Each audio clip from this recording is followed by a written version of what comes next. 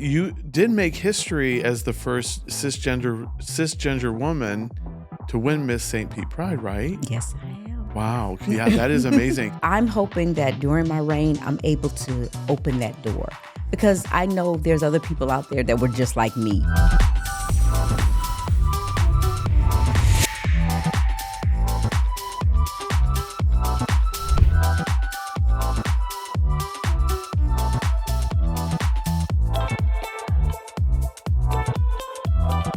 Welcome to a new episode of the Skittle Squad Podcast. We're happy you're here. My name is David Smith, and I'm here with my co-host. I'm Paul Piper. Hey, Paul. How are you? Hey, I'm fine. How are you? So for new viewers, how would you explain our podcast? What are we all about? So our podcast is intended to be a positive experience. So we highlight all those movers and shakers within the LGBTQ community in Tampa Bay and beyond. We highlight businesses that are doing that are allies and safe spaces within the community. And then we also promote events that are going on locally within the area. So it's all intended to be a positive, uplifting experience, joining the community together. Yeah, absolutely. And of course, we talk to so many movers and shakers in the community. We do. Today, coming up, and just stay tuned. In a few minutes, we're going to be talking with Seduction Dickerson. Yes. Yeah, very, very excited. I saw her performing just a couple of days ago and just absolutely impressive. Cannot wait to chat with her. Yeah, the St. Pete, Miss St. Pete Pride 2025. She just recently grabbed that title. Yes, she has actually 19 titles. I know. Isn't that impressive? Know. Yeah. And she totally killed it in the Pride pageant. Oh, I wish I wasn't out of town. I would have loved to have seen that. Unbelievable. Yeah. Yeah. So for sure. Yeah, you took photos when you were at that event. I did. Turned out really great. It was like a New York City fashion show model. Mm-hmm. Yeah. The quality was unbelievable. Yeah. So, we can't wait to talk to her in just a little bit. Now, one of the trademarks that you have on our show is that for folks that might be new to the show that may not know this, you wear typically a new T-shirt every week with a new saying. And I absolutely love your T-shirt today. It's about Gen X, which according to your T-shirt is from 65 to 80. Right. Now, obviously, you have controversy around that. There is controversy around that. So just to explain, so in my house, my husband Rick was born in 1961 and wants to claim to be Gen X when he's really a boomer, and I will die on that hill. So, because he's totally a boomer, he's got all the traits of a boomer, like he's technology challenged and, he's old school in that if, you know how you go online if you have a problem with your bill or credit card or something like that. He actually calls people. Oh my goodness. Do people still answer the phone? Yes. Oh wow. Yes. Okay. So he actually calls people. He is so old school. I'm like, really? I'm like, why stay on hold for hours and hours on end when you can just resolve it online within 5-10 minutes? So Okay. Yeah. So well, he'll probably be messaging me after he sees this episode and says, "Oh, you think I'm a boomer?" Yeah. He probably will. But I am genuinely a Gen X, and I think you're genuinely I'm 74. A Gen X. Okay. I'm not disclosing my date of birth or social security number. Full date of birth, but so anyway, I'm 74, so I'm definitely Gen X. So a couple of things you have on your shirt that are so much fun is, we were raised on hose water. Yep. And I remember, taking so much water from that hose, playing outside. You would come home when the streetlights were on. Yeah, absolutely. Yeah. I mean, you literally, your parents, at least my parents, they both worked. Mm-hmm. So I was out as soon as the sun came up and didn't come back until the streetlights came on. Right. And you rode your bikes all over town. You met up with some kids and you did this and that and everything else. And it was just one of those times where you didn't have to worry about the things you have to worry about now. Yeah. I mean, did you have slip and slides? We did have slip and slides. Yeah, and we were talking earlier about the lawn darts. If everyone remembers those, which have been apparently outlawed. Right. They've been banned because they were so damn dangerous. I loved growing up because we didn't have that technology. No. No. Yeah. Yeah. And that's the thing. So you were constantly active. Constantly. back then. Outside. There were no, even in my time, because I was born in 67, so I'm older than you. I didn't have video games. I mean, video games didn't exist then either. So the only thing you could do was go outside and be active and, get on your bikes or run around and do things. So it was definitely a different time than it is now, where you've got video games all over the place and, Well, we're so addicted to our phones right now. Well, that's true. Yeah. I mean, really, if you think about it, everything's totally changed. I can remember growing up, I had 3 sisters. We had the original TV that had like 3 channels and like 3 public channels. Right. And then, cable came out. You had the turn dial. HBO. And you would put like, if you opened it up and put like a baseball card in it a certain way, you could get the porn channels. I never did that, but okay. Oh, yeah. You could do that. I mean, I remember that. And then Atari came out. Ooh, you were a little sneaky. Yeah. Well, and then Atari came out. And Atari so I came remember out. that. But Atari probably came out when you were what, in your late teens, 20s? No.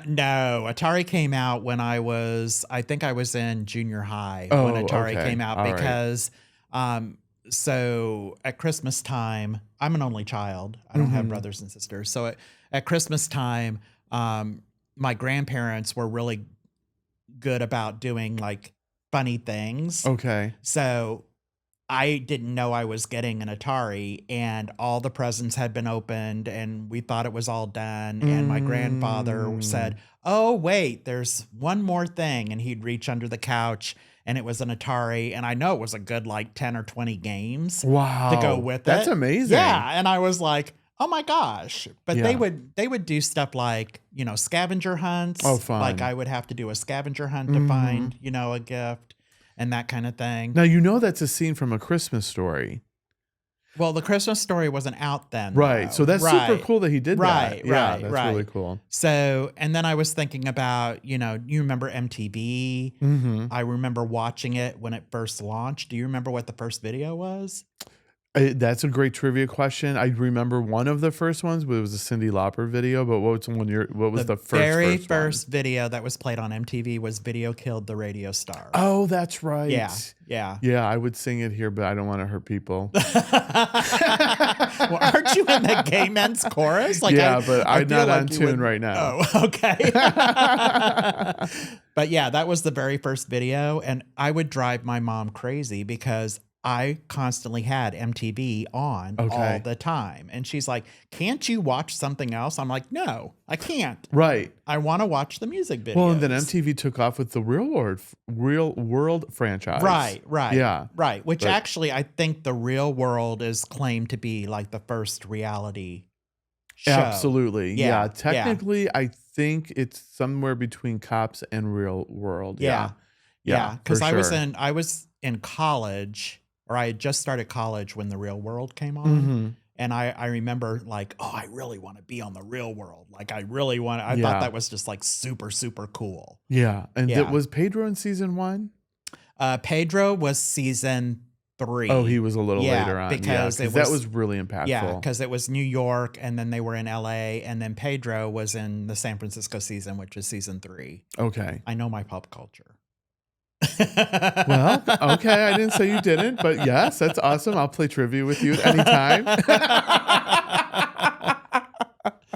So yes, season 3, and it was very controversial at the time because they were talking about AIDS. Yes. And that was something that just wasn't discussed until that show.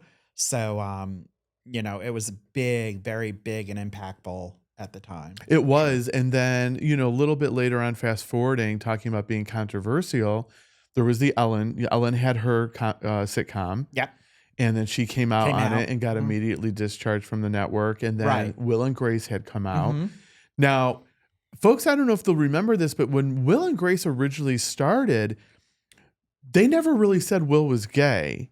And Will did not have a boyfriend. And I remember, I think around season 3, they started lightening up, and eventually they get into the fact that he has a boyfriend, he's gay.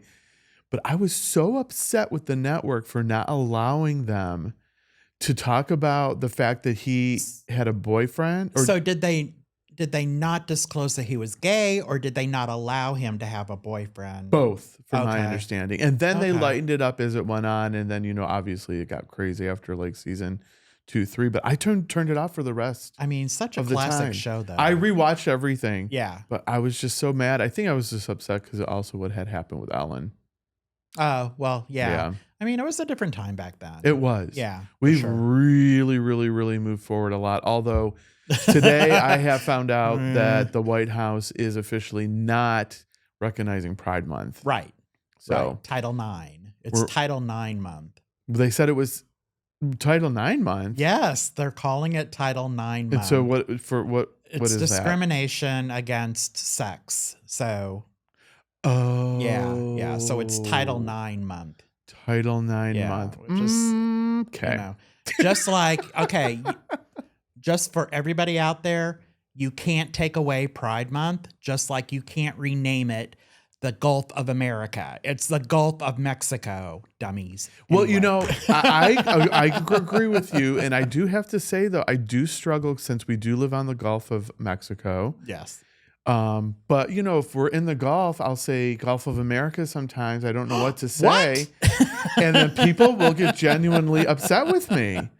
And they'll be like, I'll never say that. So they're they're just like you. So you're saying that Google Maps changing it to Gulf of America doesn't mean anything? It doesn't mean anything to me because here's the thing. So if you're going to make people be the way they were born to be, Mm-hmm. which is what this administration's been pushing for, then leave the Gulf of Mexico the way it was born to be, the Gulf of Mexico. Yeah. That's my point. Yeah. So you can't have it both ways. Right. It's either got to be one or the other. So allow people to be who they identify as. Right. If you're not going to do that, then it needs to be the Gulf of Mexico. Well, here's the thing. We're talking in a logical sense. Right. So that's all I'm going to say. We're trying to be logical, and whoop! Yep. Sometimes the administration doesn't Right. think logically. But Not that anyway. we really get into politics, so I don't want to scare Seduction away because, we just sat there and said, we're not really a political show. And then No, we but ruined the it. whole thing with the Pride Month, that was unfortunate. I was very disappointed to It's- hear about that. In my opinion, it's just stupid, Yeah. So, I think we'll kind of maybe wrap that up. So, Gen X, 65 to 80. Sorry, The Rick. best generation ever. You're a boomer. And then, Pride Month, we will always celebrate it. And We will. obviously, Tampa Bay has a very rich Pride Month, in St. Pete. Absolutely. And Tampa. And so there's a lot of events all over the place. Definitely hope everyone is celebrating. So I think right now it would be great to take just a few moments of a break. Yep. And when we come back, we will talk with Seduction. Yay. Stay tuned. Okay.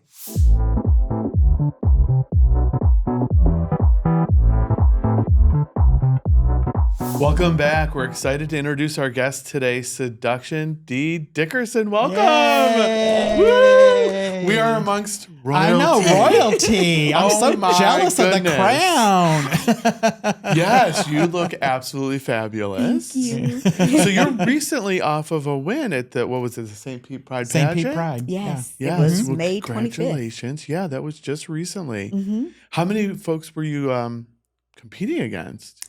There were a total of 8 of us. Okay. So I was, 7 other girls. Oh my gosh, that's amazing. Mm-hmm. So you do wear many crowns, Mm-hmm. figuratively and literally, from business analyst during your day job, and then obviously pageant queen, community mentor. But before we dive into kind of all of that, what would you give as like maybe a quick introduction, or maybe the story about how Seduction came about?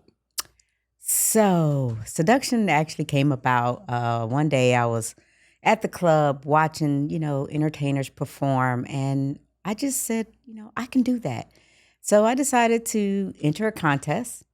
At the time, I was practicing and everything, and it's so funny because when I decided to do what song I decided to do, I decided to come out as a boy Okay. and then change into a girl. Oh, So, nice. Okay. Yeah, very Okay. different, Yeah. from who I am Yeah. now. Right. And then at that time, I was dating this young lady, and she was like, "You need a name." I was like, "Sure." And she said, "Little Seduction." Stuck with me for about the first year. Wow. Wow. Okay. And then I dropped the Lil, and then it was just Seduction until I became the child of Damani Hall Dickerson. He is out of Atlanta. Oh, okay. And then later, I got a mother. Her name is Aja Dupree out of Jacksonville, Florida. Wow, that is amazing. I've been doing this since 2006. I was just going to ask you how long. Okay. So 20 years almost. Yes, almost. Wow, that's exciting. So, you've captured these titles. You've got Tyra during the day, Yes. Seduction at night. Like how do they kind of like complement each other? How do you like separate them? So years ago, I had to figure out how to separate them. I actually got lost in Seduction. So Tyra actually was like, okay, when people would say Tyra, I would kind of like look around like, who are they talking to? I was so used to being called Seduction. So now I've learned to kind of balance, Okay. give them whenever I'm not in my alternate ego of Seduction, I talk about her basically in third person so that I can always remind myself that that's who you are when you put on the makeup, the lashes, the dresses, and things like that. But day to day, Tyra exists. Not in our drag community as much, but she does exist.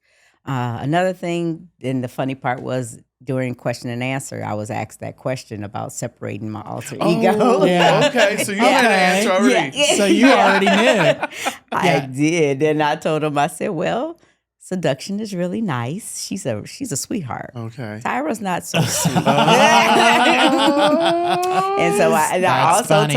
I also told him I believe was, "Oh, we both make money, but Tyra pays the bills." I remember that from the St. Pete Pride pageant. Yeah. And it's interesting because we just interviewed Brianna Summers and she said something similar where it was she got lost in Brianna and it took a minute for her to be able to separate the two personalities. So it seems like it's a common It thing. definitely can happen to you. Yeah. I mean, because you have so many people in the community pulling on you, and that's the name that they know. And so Right. you're constantly in that persona all the time. And it was just like, okay, I let Seduction take over my relationship. It just Right. became a lot. I was like, wait, a minute, Yeah. I've got to wake up. Right. Yeah, I know a lot of queens in the community, and I usually typically will just go by their stage name because typically when I do talk with them or see them, they are in, drag. Right. So yeah, I do always do that thinking like, wait a minute, but I'm talking to them really as like Tyra, but then it's like it is kind of Yes, confusing. it So can I get. could see how you could get lost in that for sure. Well, I do want to say congratulations on your final course for your master's. Thank you. I'm Ooh, really, yes. that's exciting. That is very exciting. I have a master's and I was so happy to finally finish it. For real. Yeah. It's hard work. Oh for my sure. gosh, especially with Yeah. everything else you're doing. What is your master's in? It's in health information management. Oh, And so the unique story about this is I actually got my bachelor's and my associates when I turned 52. Okay. Oh, okay. And then I decided to go back, and now I'm 54, accomplishing my master's. Wow, congratulations. That's awesome. Yeah, you can really, really, and I think we had talked briefly about this, just really go back to school at any age. At any age. Yeah, for Yeah. sure. Absolutely. What do you think the journey has kind of just taught you maybe more about yourself or maybe your field that you're learning about? Well, I've been in the field for almost 30 years. Okay. Yeah. So I was like, okay, stay with what you know. Don't try to go Right, somewhere right. else. You've Yeah. been doing this all this time. So, but I definitely learned that, like you said, at any age you can go back to school. When I graduated high school, I had a child, and then I got married, and it was like all these things. Then my kids, I'm putting them through school, and so I put me 2nd until, right after the pandemic. And I was just sitting there and I was like, you know what?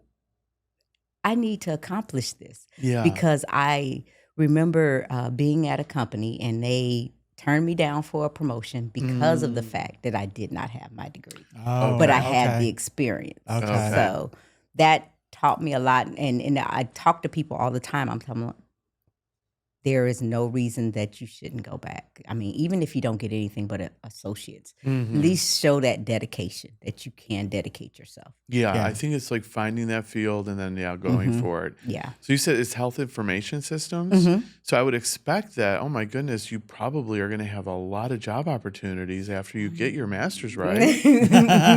We're hoping.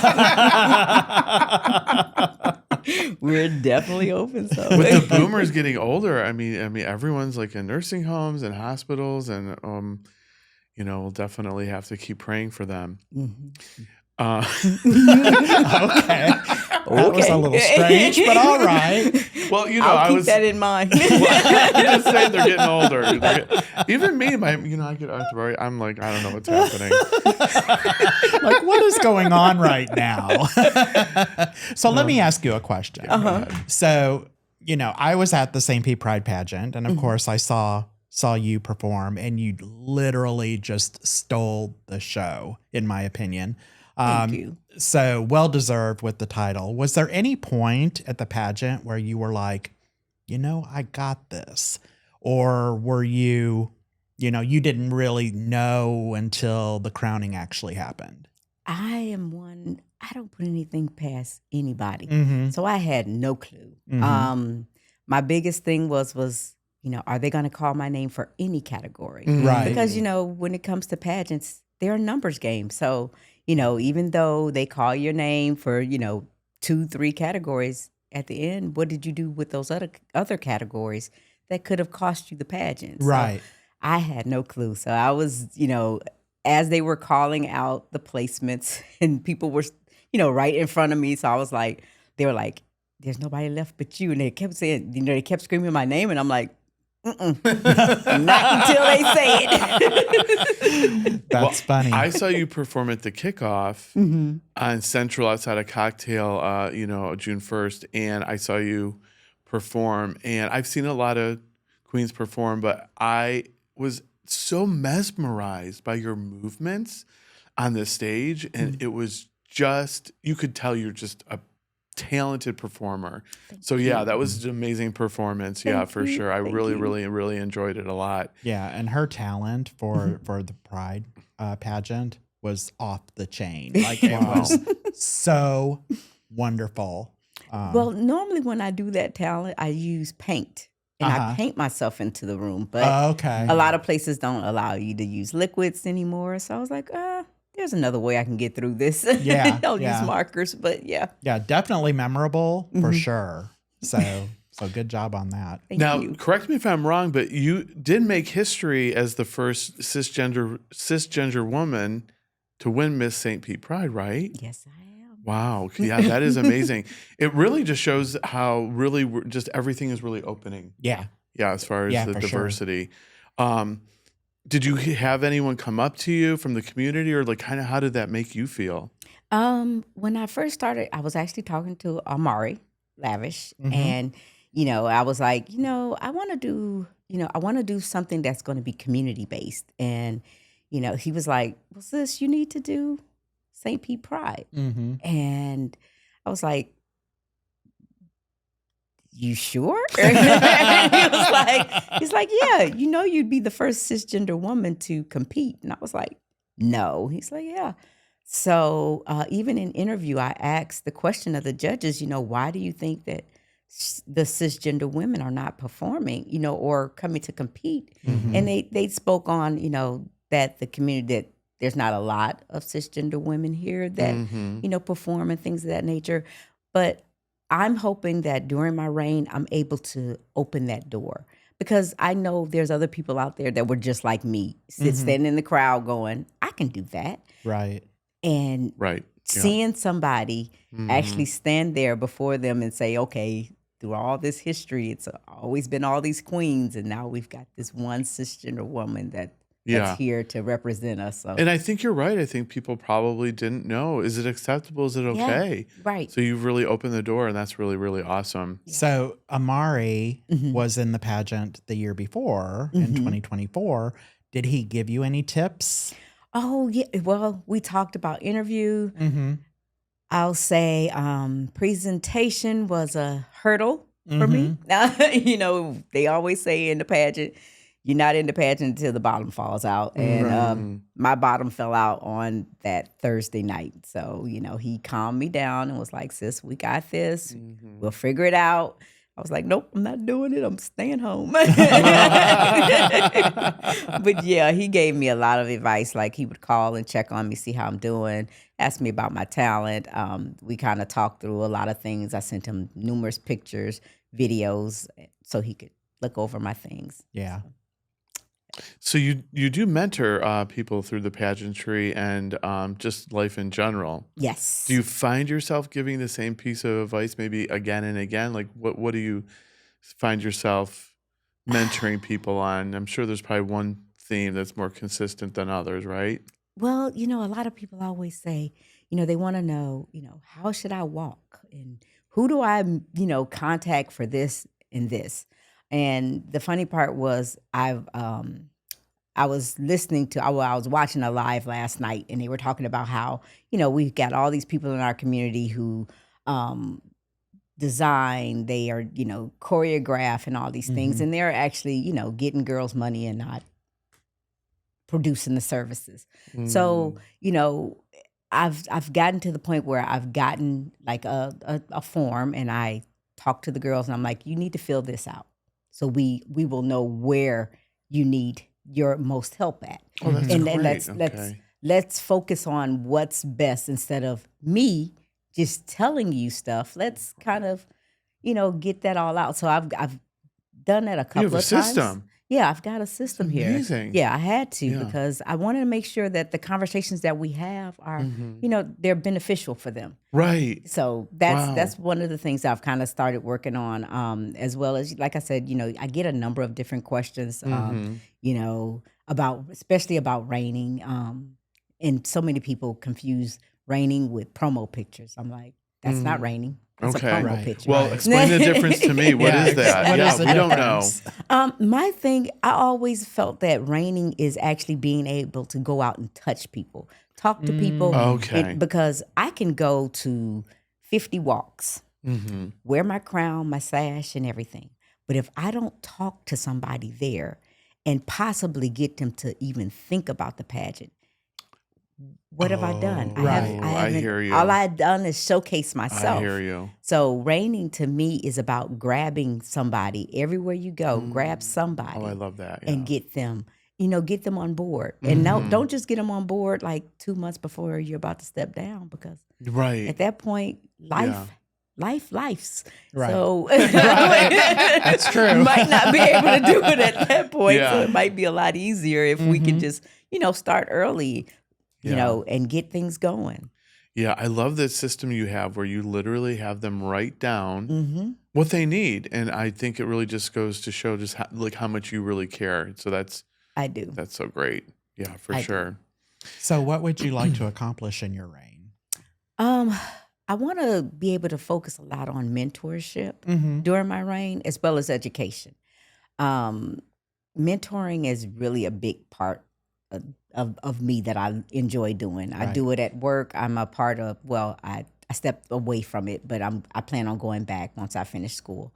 But I was a part of an organization called Sea Pride. They have a Florida chapter at my employment, and I was on the mentorship team. That's actually, different people in our jobs that need, help coming out, talking to your family, being able to get through relationship, financial issues and stuff like that. So I like to be able to help.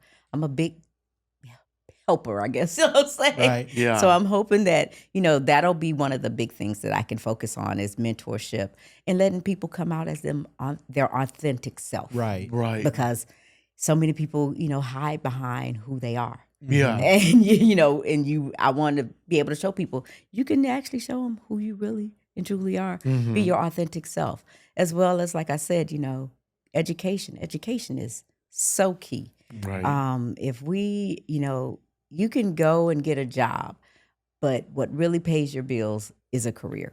Right. Right. Because that's long term. Yeah. And that's the one thing that I really want to, kind of push. School's not for everybody, but maybe it's a trade. Maybe it's something to get you, into a lucrative position. There's a lot of different types of schools. There's For sure. industrial, vocational. So it doesn't need to be, your typical sit at a desk. Doesn't have to go and be online or be at a Exactly. 4-year university that's going to Right. drain your financial aid. True that. And there's a lot of free educational resources Yes. on the internet. Yes, there Yeah. are. So if you really have that dedication, you can pretty much school yourself. So that's really cool about what we have now versus when you and I were young. I know. We didn't have all those options. I mean, even now in high schools, they have vocational Yes. studies in high school, because I know one member of my family was a dental assistant, Oh, wow. like training to be a dental assistant in high school, and went on to be a dental hygienist. So, we didn't have that option back in the day. So, So you had mentioned that you have, you're doing a lot. You're working, you're doing all of the St. Pete Pride stuff, obviously all the pageantry stuff. What's your daily routine look like where you can kind of center yourself so you're able to do that? And while you're doing that, you're helping people. Right. So first thing I do, morning when I get up, I grab my prayer thoughts book, and it's like 365 days that gives you different prayers. So that's my first point of focus, so that I can actually, get myself ready for the day. From there, I have a Labradoodle. She's 2. Oh, cute. Full of energy. Give us her picture. We'll put it on screen. yeah, for sure. So, after that, it's walking her, getting her, all together. And my routine kind of stays the same. I work from home. So, I go into the office. I'm very big on getting up, brushing my teeth, wash my face, put on clothes. Don't go sit at your desk in your pajamas, because guess what? You're going to work like you're in your pajamas. 'Cause Right. you're never, you've never transitioned from bed to office. Yeah, I think it's a challenge for remote workers. Guilty. I'm always dressed businesslike from the neck to the waist. And then under that, it's shorts or sweats. But see, that's fine. But long as you break yourself up from that bed. Okay. Yeah, for sure. And your hair is always looking on point. So. My hair is always on point. Yeah. Yes. For those that have hair, but we won't go down that road. We're not gonna go down that road at all.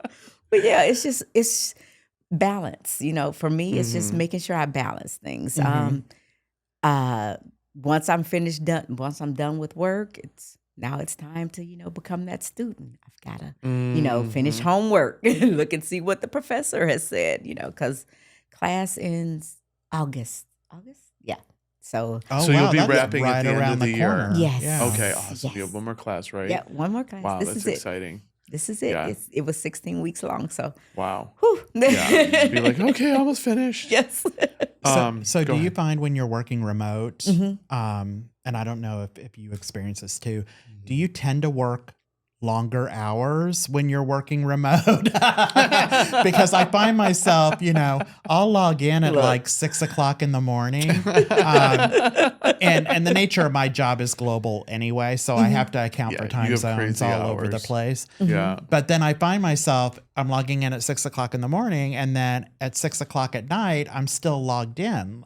And it's like I don't set that boundary where, okay, this is where I'm going to stop. Do you have that challenge as well? Yes, I have that challenge. It is so hard. I have one of my employees, she lives in California.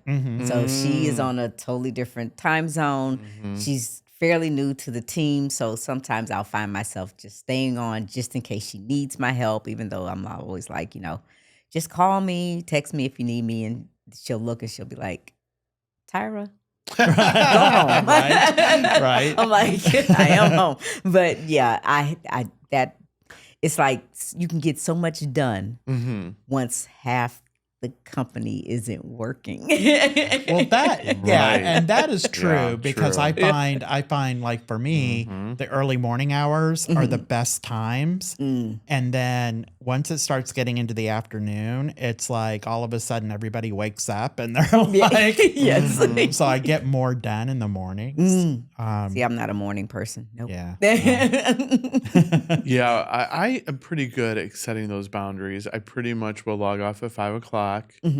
Someone will message me at 4:59 with an urgent request, and I'll be like, I will help you first thing in the morning. Wow. I have got to go. Oh, I Yeah. love that. I need to take tips from you. Right. Well, I think honestly, anytime I start working somewhere, I always try to set my brand. And part of my brand is I will work very hard from 8 to 5, and that's going to be about it. I don't blame you. That's the way Yeah. it should be. Yeah. Yeah. But, it is easy to get sucked in a little bit more. And, I've put, a couple hours in on the weekends here and there. Sometimes you have to do it, but Yeah. I really, really do try to keep a balance. It's hard when you're working remote. It really is. It really is hard. It really is hard. So with Pride season coming up, it's in full swing really right now. I'm sure you've got a packed schedule. Anything you're looking forward to the most or? Well, I'll have to say that I'm looking forward to everything. Oh, that's great. Yes. Oh my goodness. I love that answer. Yes. Okay. Everything. Everywhere we are supposed to be, and even places that they said, well, you don't have to come. And I'm like, no, I want to go. I really want to go. Great. Okay. Yeah, because I feel like, it's Pride. It's our opportunity Right. to love on each other and, Right. be happy and say happy Pride to everybody. So what are a couple of the events that are coming up or happening for you? well, this weekend we have the family and friends. So it's, very kid oriented. So that'll be fun. Then after that, we have I believe it's a concert. No, Stonewall. Stonewall is yeah. June Okay. 12th. Yes. Yeah. Yes, we will be doing that. And then we have a full calendar. Actually, if you want to check out all the events, go to stpetepride.org. Yeah, stpetepride.org. Yeah, .org, Yep. yeah. They do have all the events for the it's month of June quite on there. oh boy, like we have at least 2 things going on per week. That's exciting. Yeah. That really, really is. So maybe as we kind of think about wrapping up here, let's just talk really quick about maybe past or present. Is there anyone that you would maybe want to collaborate with or work with? So I have an idol, and I will say I was not able to meet her until I competed for Miss US of A Diva, Tommy Ross. She, when I watch her perform, I just get mesmerized. Like, she is amazing, but nothing she does, she doesn't move fast. She's like very slow and subtle. So I mimic a lot of the things that I watch her do. Okay. So when I first started, that's where I was like, I want to be just like her. She is so legendary. So if I could collaborate with somebody, it probably would be her. I was going to ask you if you used any of her moves or anything, because you have such a unique stage presence when you're performing. It's if people are paying attention, it's just absolutely mesmerizing. Yeah, for sure. For sure. Yeah. I just was like loving every second of it. I didn't know you were going to be there, so I felt like I Really? got like an extra bonus. I'm like, oh my gosh, look, this is so exciting. Look, if I ended up having to Uber because parking was so bad. Oh, It always is. yeah, parking on Central Pride, during yeah. Pride, Pride events is like really, really bad. So do you have any websites or socials that you would want to maybe shout out where folks can see you? Oh, definitely. Well, they can find me at on Facebook at Seduction Dickerson and on Instagram at Seduction. What is it? Seduction D. No, Seduction D Dickerson 7, I believe it is. Something like that. Same picture. You'll get it. Just Google Seduction Google me. D. Dickerson. Everything will come up. I'm the only seduction that has songs basically with my name in them. Oh, I love that. Yeah. Yeah, for There you sure. go. Well, you say always leave a lasting impression. Yes. So I definitely love your mantra. I did want to throw that out there because I loved it so much. Paul, any final words from you?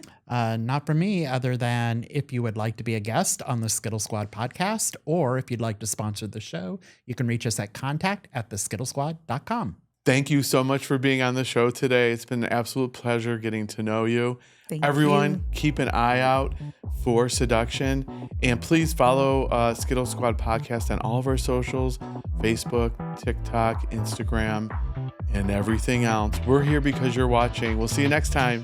Bye. Bye. Bye.